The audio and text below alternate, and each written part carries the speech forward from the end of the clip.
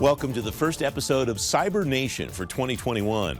Cyber Nation is the first TV program about cybersecurity and the automation of things.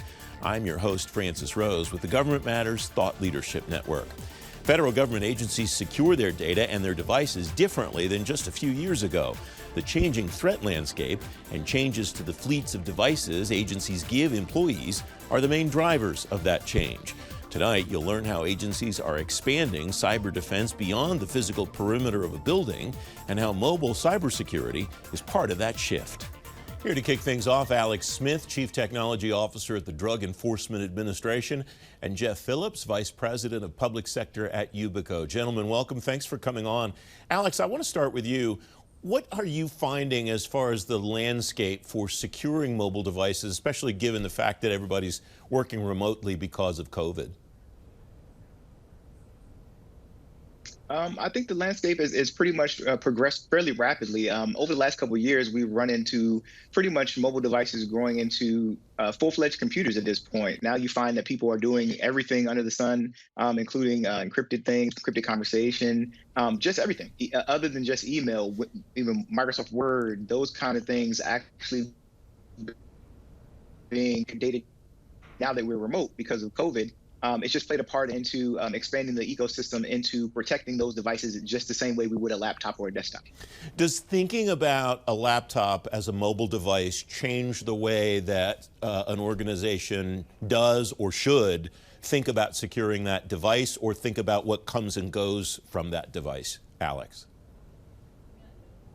I think at one point, I would agree, yes. I think it changes the landscape and it also changes the mindset. When it comes to what originally was being deployed, again, looking at their email gave them. Now you have to think about extending your perimeter, extending your VPN to a mobile device, your VDI infrastructure to a mobile device. And then on top of that, what are we running into as a new emerging technology is credentials. I need to be able to have access to the same type of things that I would have accessed with a CAC or a PIV card on a mobile device as well. And previously, that wasn't part of what you would have expected from a mobile ecosystem, whether it be Android, iPhone, any of those things. You weren't looking at installing a CAC reader or a PIV reader on devices in a large scale. Things like that did exist over the last couple of years, but not at the scale of everybody that has a mobile device needing to use it.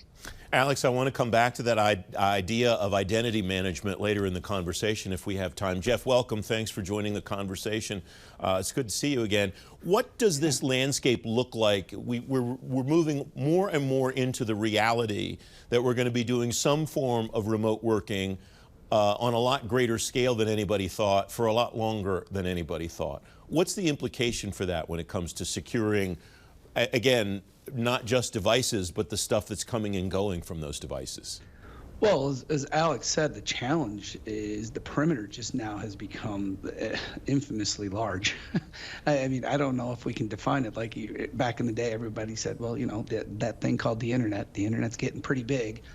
Well, now we have the new thing with mobile device computing. And as Alex was referring to, everything is now being utilized more as a workstation on a mobile device than it had been in the past. And I believe the cloud is just one of those other variables that is pushing that capability as well.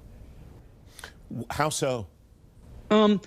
Because of everything being in the cloud and it can be on demand as needed much quicker, you just have to secure it. And you know, you're seeing a lot of new open standards such as WebAuthn and FIDO2, which is allowing the equivalence of smart card or CAC PIV PKI infrastructure to give that high assurance authentication.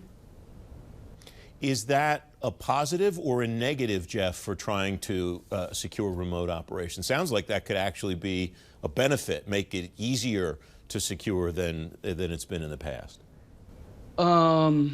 Well, my personal opinion is it's easier, but it's actually putting a lot of now ownership on vendors using the cloud, because in the past you would have your own infrastructure that you'd go and design, and you'd do your VDIs and you would do your VPNs for that high assurance authentication into your systems.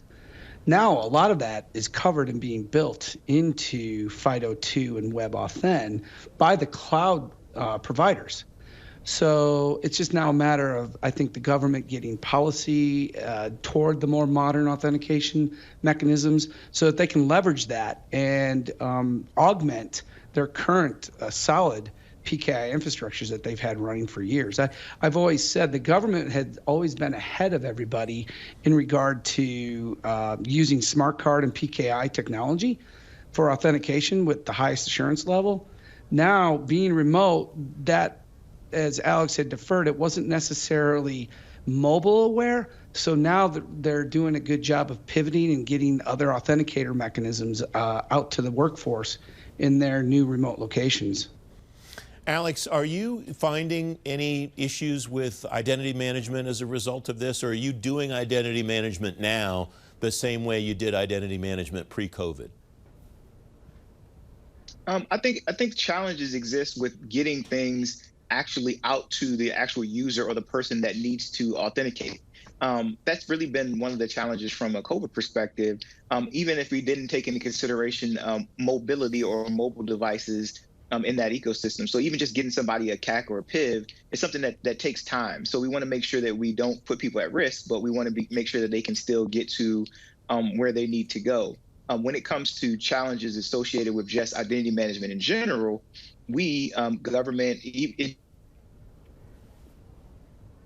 100 passwords to get into every single environment or thing we want to use. 10 years ago, you may have had 1 or 2 email addresses, you might have had a password for a bank, and then that was it. Now you're looking at an environment where somebody has, even me, when I look at my Google account, I know I'm maybe not the normal person, but it says I have 200 passwords for actual users in any type of ecosystem. I can't remember 200 passwords, and I don't expect a regular person anywhere to be able to do that either. So that is a challenge that everyone's trying to solve, and being able to do that collectively across the government has been something that we all are focusing on. What's the collaboration look like, Alex, among your peers who are trying to solve these same issues at other agencies? What do you all talk to each other about? What solutions are adaptable from one organization to another, do you think? Well, one of the things that exists on the government perspective is the federal PKI infrastructure. So the PIV environment is built off of that. The requirements are there, and NIST is heavily involved in redoing that, the current requirements and landscapes and guidance that exist. Not only that, that's something that's also changed. On the government side, everybody's accustomed to NIST being a big part of what we do. But now we're seeing people on the commercial side in the private sector adapt those same policies in order for us to do things across the board and have one identity, or at least reduce the identities that exist. We all have to be on common accord. So establishing those frameworks, monitoring how technology has changed, and being able to adapt them across the board. I think everyone's been able to tackle that collectively, and those are the kind of conversations that we've been trying to have. Jeff, if the virus has achieved one thing, well, it's achieved a lot, but if it's achieved one thing in the area in which we're talking today, it's killed the idea of the moat concept, the perimeter concept of security being acceptable. Nobody that I can identify believes that's still a thing. What do we do to maintain that momentum to help people continue to understand? I'm not talking about the IT people. I'm talking about the people that people like Alex are serving across government. How do we keep their heads in the game to keep them aware of the fact that we're securing not just devices, but securing data also?